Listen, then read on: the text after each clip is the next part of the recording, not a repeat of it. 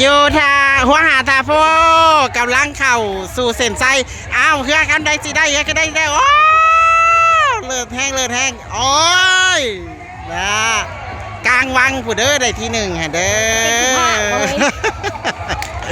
คักกระดอเด้ออยู่หัวหาดทาโพนี้เจ้าแม่พามาเมื่อนี้ฮะเด้เก่งบุกมาฮอดหัวหาดทาโพและกาบุญสวงเฮือเด้อนี่คักแท้คักว่าเนาะหลายคนเนาะถือว่าเข้าเส้นชัยไปพิธีเรียบร้อยแล้ว